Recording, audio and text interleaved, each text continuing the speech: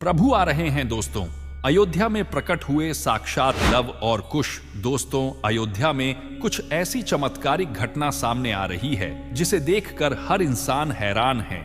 देश से नहीं बल्कि विदेश में भी राम मंदिर की चर्चा बड़ी जोरों शोरों से हो रही है। प्राण प्रतिष्ठा से पूर्व अयोध्या में कई बड़े चमत्कार हो चुके हैं, जिसमें गिद्धों का दिखना, भालुओं का दिखना, बंदरों के झुंडों का दिखना, जमीन में से मां सरयू नदी का प्रकट होना शामिल है। लेकिन इस बड़े चमत्कार के पीछे की सच्चाई जानकर आपके पैरों तले जमीन खिसक जाएगी। आखिर क्या है पूरी सच्चाई? क्या सच में लव और कुश अपने धाम नगरी अयोध्या 22 जनवरी से पहले ही आ गए? अगर आप भी राम मंदिर को देखकर खुश हैं, तो आगे बढ़ने से पहले इस चैनल को सब्सक्राइब जरूर कर ले। सबसे जरूरी बात आपको पहले ये बता दे कि अयोध्या में दुनिया का सबसे बड़ा दीपक जलेगा, जिसमें एक साथ 2100 लीटर घी लगेगा, जिसकी बाती का वजन 1.25 क्विंटल का होगा।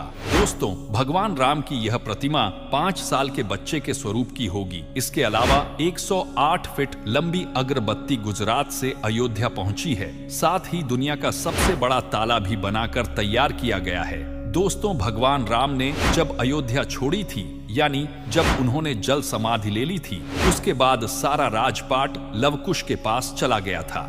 जो भालू और गिद्ध हमें पिछले कई सालों से कहीं नजर भी नहीं आए हैं, लेकिन अचानक अयोध्या के अंदर बड़ी संख्या में गिद्धों और भालुओं का झुंड पहुंच गया है। बहुत लोग इन्हें साक्षात जटायु जामवंत का रूप कह रहे हैं, जो भगवान श्री राम के मंदिर की प्राण प्रतिष्ठा में शामिल होने के लिए आए। लोगों को हैरानी इसलिए हो रही है क्योंकि जो गिद्ध और भालुओं की प्रजाति भारत से विलुप्त होने की कगार पर हैं, साल 2000 के बाद से इतनी संख्या में कहीं पर भी नजर नहीं आए, और इतनी बड़ी संख्या में अयोध्या पहुंच जाना वाकई में भगवान श्री राम का चमत्कार है। इस चमत्कार को आज वैज्ञानिक भी मान रहे हैं।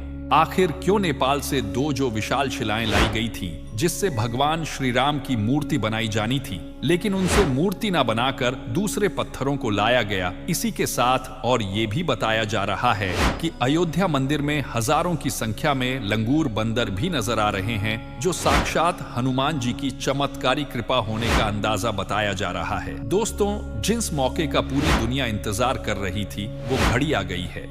इसी मौके पर देश के अलग अलग जगह से मंदिर के लिए कीमती वस्तुएं पहुंच रही है, जो कुछ इस प्रकार है, जिसमें 2.5 किलो सोने का बनाया हुआ तीर कमान पटना के एक मंदिर से भेजा जा रहा है, और वहीं अयोध्या में बिहार से 17 किलो का सोने का घोड़ा भेजा गया है। उसी के साथ आगरा से स्टील की बनाई हुई रामायण, जिसमें 35 पन्ने हैं, जिसका वजन 3000 किलो है, जो राम मंदिर के मुख्य द्वार की शोभा बढ़ाएगी। श्री राम के ननिहाल छत्तीसगढ़ से 300 टन चावल ट्रकों के द्वारा आ रहा है, और वहीं पर राम जी की ससुराल जनकपुर से 51 प्रकार की मिठाइयां व वस्त्र आ रहे हैं। उसी के साथ राम मंदिर सीता रसोई में प्रसाद बनाने के लिए जयपुर से भेजे गए 2100 देसी घी के पीपे हैं, और वहीं पर विश्व की सबसे बड़ी कढ़ाई अयोध्या में भेजी जा रही है, जिसमें एक साथ 7000 किलो का हलवा प्रसाद बनेगा, वह भक्तों को बांटा जाएगा।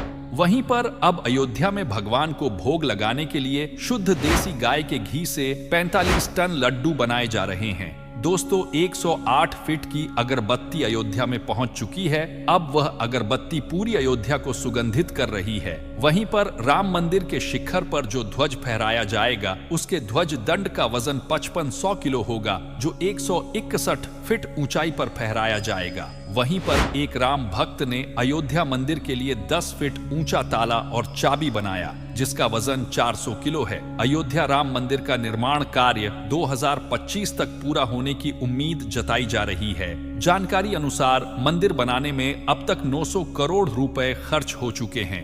क्या आप जानते हैं राम मंदिर में बनाए गए हवनों की संख्या कितनी है, और राम मंदिर में कितनी सीढ़ियां बनाई गई है, और राम मंदिर कितने मंजिल का बनाया गया है? राम मंदिर के अंदर कौन कौन से कीमती पत्थर चुनवाए गए हैं? राम मंदिर की लंबाई पूर्व से पश्चिम में 380 फीट रखी गई है।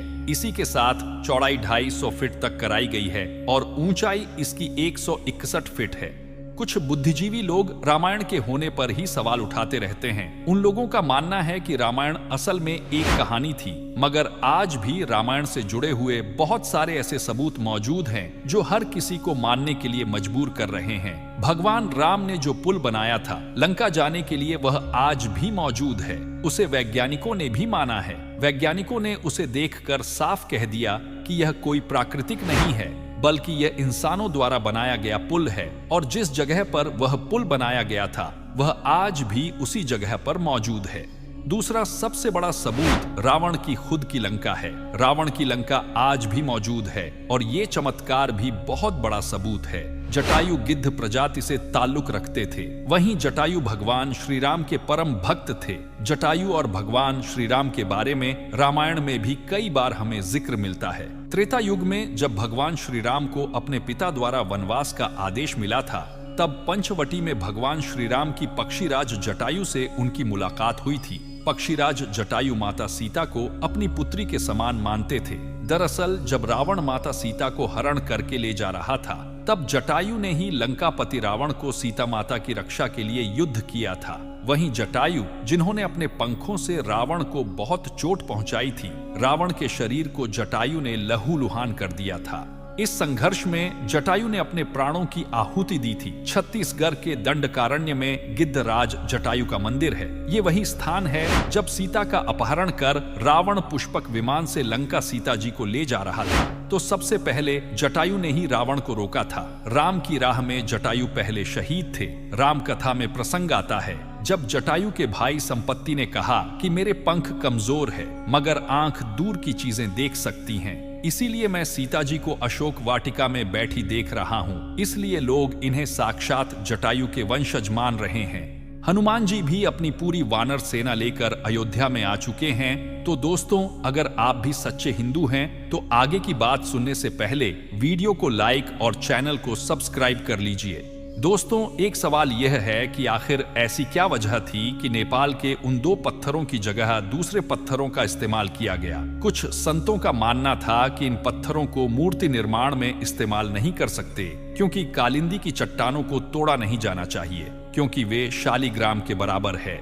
दोस्तों, आपको ये भी बता दें कि प्रधानमंत्री नरेंद्र मोदी ने 5 अगस्त 2020 को अयोध्या में राम मंदिर की आधारशिला रखी थी और नवंबर 2019 में ऐतिहासिक फैसला सुनाया और आदेश दिया कि अयोध्या में विवादित जमीन पर मंदिर बनाया जाए। इस फैसले में यह भी शामिल था कि केंद्र सरकार मस्जिद के निर्माण के लिए सुन्नी वक्फ बोर्ड की 5 एकड़ जमीन उपलब्ध कराए। वहीं पर एक वीडियो वायरल हुई है जिसमें देखा गया है कि लंगूरी बंदर और गायों के झुंड नजर आ रहे हैं। इन्हें देखकर बताया जा रहा है कि यह भी भगवान की प्राण प्रतिष्ठा में शामिल होने वाले हैं। क्यों ना हो, जब प्रभु श्री राम साक्षात अयोध्या में विराजमान होने वाले हैं तो उन्हीं के साथ वानरों और गायों के भी झुंड पहुंच चुके हैं। दोस्तों, अगर आप भी सच्चे भक्त हैं तो इस वीडियो को लाइक करके चैनल को सब्सक्राइब जरूर करें और कमेंट में जय श्री राम जरूर लिखें। आपका दिल से धन्यवाद।